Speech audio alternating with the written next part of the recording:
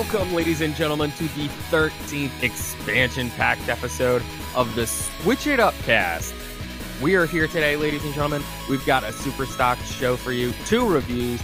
I am, of course, your host today, Seth Trav, joined, as always, by our friend Glenn. How you doing today, brother? I'm doing well, man. Fresh back from vacation. Glad to be switching it up with you and our wonderful audience. That's right, my dude. Super stoked to be here. We got a big one for you, so we're gonna roll right into it, and we're going into our inventory. Indeed, we are, sir. As this music plays, you want to kind of let the people know we're doing something a little bit different this episode. Oh, that's right, my dude. So what we're gonna do is we're gonna split it up because we've got such a big, jam-packed episode for you. We're gonna try and hit you with 4 reviews this week because people are so generous to us. It's the season of giving, summer of love. You know it, and we got love for our people, so we want to bring you all the best news and reviews on the Switch It Up cast. And that's what we're going to do. So we're going to split it up. We're going to do the first 2 segments for you, hit you with 2 reviews, then we're going to go into the next 2 segments, next episode. Think of it as a part 2. From there, we're going to hit you with those other 2 reviews. And that's the move.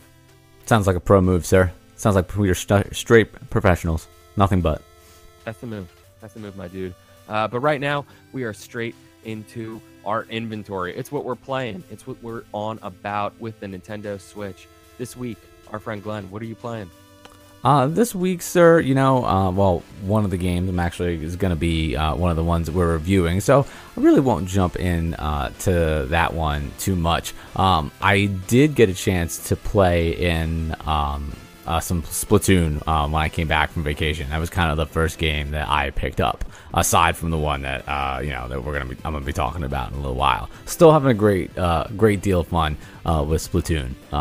It's awesome to be able to pick that game up, play it for just a little while, and even if you only have if you have 5 minutes to play that game, perfect. If you have an hour to play that game, it'll feel like you got a lot done because the match is over so quickly. It's still one of my favorites. I actually want to pick up Zelda again because I have not finished it, unlike a lot of people, and I'm scared. I'm scared I'm gonna get hit with some spoilers. And it's so much fun, but that's the thing. I still have an amazing one. What was that? I still haven't. No spoilers for me. Oh, I'm scared I'm gonna come across them. No, I don't know any spoilers at the moment. But I really wanna play that again. But we're finally at that point right now where there's so many awesome games, and I just want to play everything. I can't. Absolutely, my man. Absolutely. I'm actually playing Mario Kart again. I got back into it. Look at you. With our boy Justin Catalina Wine Mixer. Oh. Yeah. He just picked up a Switch himself on our recommendation. He was a big fan of the show. He loved it. Had to get himself a Switch, and naturally we're playing. Awesome, man. Mario Kart. It's fun. It's great to be back on Rainbow Road. I gotta shoot that kid a message. I'm trying to get all these Switch friends. Exactly. If you want to play with us, be sure to get at us on Twitter. We are the Switch It Up cast. Switch It Up show. There you go. All that destruction. I'm sorry.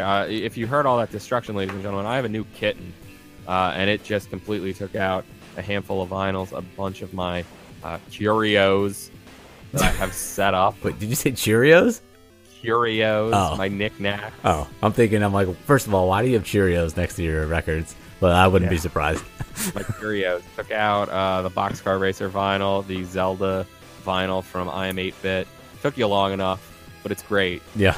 I don't know if I want to say it was worth the wait. I didn't check out the MP3s they gave us, but yeah, it's good. It's good, and this cat is going hog wild. Going nuts. Oh, man. You know it. You gotta love it. That's right. On that news, ladies and gentlemen, we're going to go into the next news. It's Potent Power-Ups. It's all the news on Nintendo Switch, and it's actually kind of a hunky-dory bit of news because Nintendo did the Switch Nindies Showcase Summer 2017, which is the Nintendo indie games coming to the Nintendo Switch soon. Most of them before 2017 is up, it seemed. And I'm super stoked for most of them, man. What about you? Dude, this list is awesome, and you were absolutely correct. It fits in perfectly with kind of what we're doing with the show, with 2 reviews this episode and 2 reviews in part 2, and all 4 games that we're going to be talking about are like games that were in the original Indies showcase. So like it's super fitting. But dude, this list of games is like stacked. I think there's probably, just like glancing at the list right now, there's got to be 20 games on here, if not more. The first one that I'm kind of super excited for, well, there's one that we're both excited for, but one that I think looks, but one that I just think looks different is Golf Story. It kind of looks like a, almost like a top-down RPG, but also revolving around like mini and like putt-putt golf. It looks different. It looks like a lot of fun. It does look like a lot of fun. It looks super unique. And it doesn't look like it's too far. Like it's not really a sports game. There's a lot more of a storytelling aspect to it. But it just looks it looks fun. It looks like something kind of quirky that you'll only find on the Switch. So I'm excited. I'm excited to check out Golf Story. That's the first one that kind of popped for me. How about you? There's a lot on this list I want to talk about, but man, that's it. That's the first one. I was super stoked about was Floor Kids. I knew you were gonna say it, dude. As soon as we saw this, like I was like, "Yo, this looks great." We popped hard. Why don't you hit the people with a little bit about what Floor Kids is all about? The Floor Kids looks like it's kind of like Parappa the Rappa, and then it's like a rhythm-based game. And it looks like you are breakdancing kids where you throw down some cardboard, like in some back alleys, and then work your way up to like big showcases and actual stages where you're just breakdancing. Yeah, dude, it looks awesome, and I hope the sound, like I couldn't really hear the music that much in it. It seems like it's gonna be great. But that's the one thing with like Parappa the Rappa, like the music in it was awesome.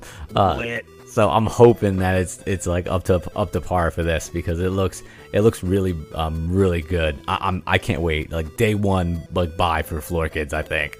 I gotta be honest.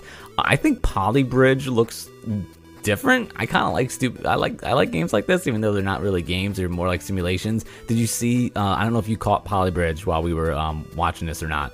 They mentioned it briefly, but it's basically like a bridge simulator, like builder game. It looks really cool. I like that kind of stuff. I used to play a game like that on the iPhone like once in a while. It was cool to like, they would challenge you to like build a bridge that could support like X amount of weight, and I don't know, you would like run a simulation to see if it could handle it. It's weird, but sometimes it's cool to like switch it up and play a different type of game. Don't I know it? Yeah, man. Oh man. One that I was really looking like into is Battle Chef Brigade by Adult Swim Games. Yeah. It looks awesome. It looks like it's my 2 favorite things: basic kind of beat 'em up where you level up and you have hit points, and then a puzzle game. Yeah, it mixed in there. Match colors. And with, like, the matching colors part is apparently like all the different characters you can play as. They all have like it's like a side-scrolling action game, but then it switches to like that puzzle game. But you're also like cooking. And each person has and each like battle chef has like different powers and stuff like that. And you gotta master your cooking style. Yeah, it seems fun, man. Like a lot of games in this just seem like they're a good time. Rustic Italian, I hope, is an option. It's certainly possible. I'm looking forward for Dragon Marked for Death as well, which is another like side-scrolling, like beat 'em up, hit points based game. Looks like there's some role-playing elements to it, possibly like by choosing your abilities. The graphics look really cool. Amazing. It just looks like it's gonna be fun. And then Travis Strikes Again. It's like a part of No More Heroes, and it looks like it's going to probably be one of the more like mature type like action games. It looks a little graphic in the preview for it, so that definitely looks different. The preview was cool. Like I'm intrigued by it. Absolutely. Let us know what you think. Head over to Nintendo's, of course, YouTube or our Twitter page, and you'll be able to find the YouTube link for the Nintendo Switch Nindies Showcase Summer 2017. Let us know what games you were stoked about. Be sure to follow us. We are Switch It Up Show on Twitter. That's us. But now, ladies and gentlemen, we're going to roll right into our first review. our friend Glenn. What game were you playing this week? Oh man, I did say I played a little bit of Splatoon, but the very first game that I picked up once I got back from vacation is a game called Death Squared. I was super excited to get my hands on this when it first came out. It's super cool. It's a puzzle game, and you can play it solo, or you could play it with 2 people or with 4 people, and it's a cooperative type of puzzle game. There's 80 regular levels in the 1-player game, and there's 44 player levels, and then there's other they give you an extra 30 levels that they say are too hard for the main campaign. But basically how it works is, let's say you're playing with 2 people, right? You have these 2 cubes that kind of look like cubes from Portal in a way. They have circles on the middle, on all sides of them. But basically, you start off 1 player. 1 stick controls a red cube, 1 stick controls a blue cube, and you have goals that you have to roll the cubes onto on the map, and the map changes each level. It shows up, and it's basically like a plain grid that is kind of just suspended in darkness, and you have to move the blue cube onto the blue goal and the red cube onto the red goal. But as you move 1 stick, something in the environment changes that affects how the other cube can move. So maybe you move you roll the blue cube to the left, then maybe the right cube gets a spike that shoots out of the ground. And if at any point, if one of the cubes falls off of this suspended platform, the game you die, and then it starts over again. And you constantly have a death toll up on the top of how many times blue died and how many times red died. And then once you actually complete a level, once you figure out what's going on, it'll tell you. It gives you a humorous scoring system based on how many deaths you had on there for each color. And there's an awesome voiceover that happens during each level, as you struggle or as you do something really well or as you progress to the next one. It's really cool. If you like puzzle games but you're not necessarily I like a cool puzzle game. I'm not very good at match the colors or any of those gem games that you are awesome at, legit puzzle game. Yeah, but this is a different out of the box type of puzzle game. Involving if Portal is more of your type of puzzle, how interacting with the environment and how things change and problem solving, Death Squared is probably a cool game for you to be able to pick up. You can grab it over on the eShop. It is $14.99. I definitely think it's good, especially if you're into a different type of puzzle game, because the other ones are just too much for me. And the fact that this plays multiplayer and they toss 150 levels at you, that's pretty good. That's a lot of content. I'm happy with it for sure. Yeah. Yeah, man. Good time. You rate that? What was that? You rate that?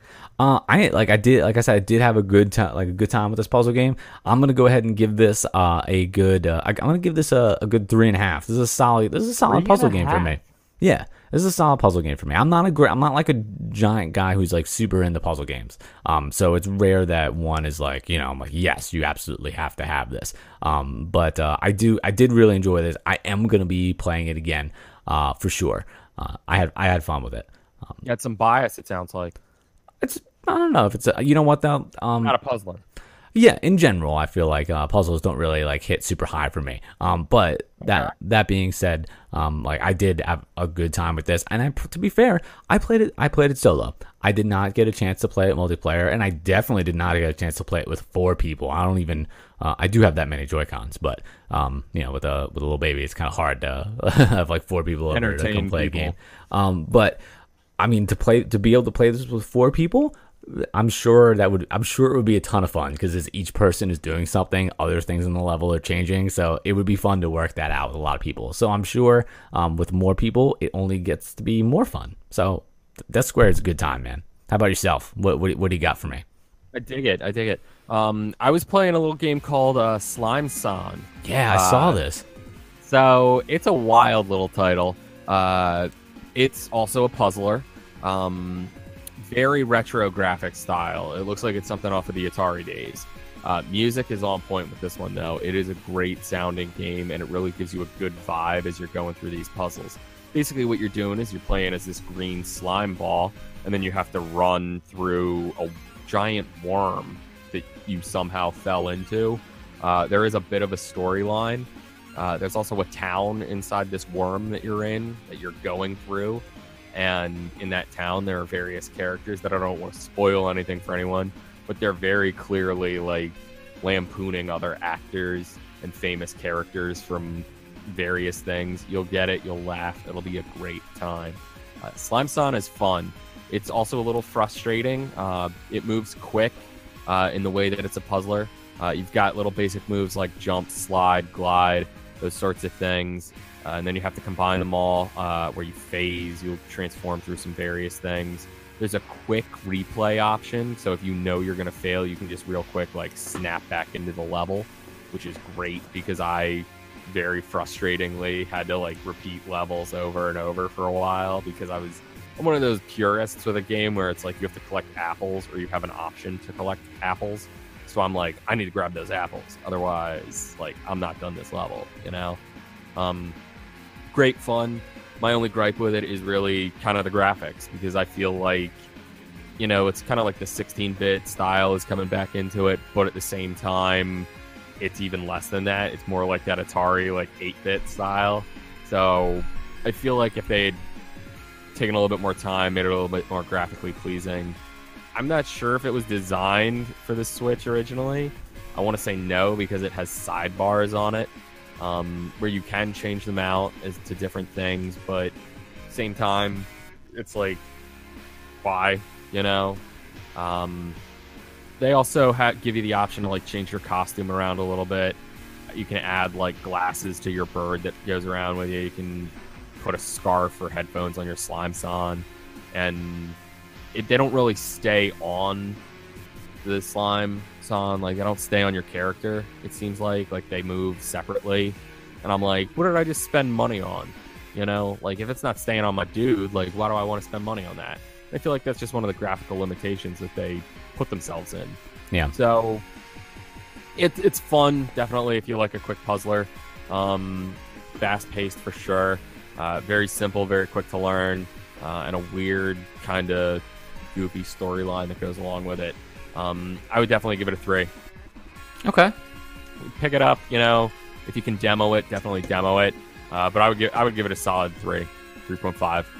Yeah, but you know what though? Like, you know, we're both on the 3.5 scale, and you know what? That's not bad, man. I'd say it's better than average. So like, you know, don't there's got to be a little bit of a uniqueness. Like, Slime Song is fun, but it's not something that I necessarily need to, you know, pick up again. But if you're a puzzle fan, like if you enjoyed like a Mega Man level, frustrating, like where you're just not hitting a jump, something like that.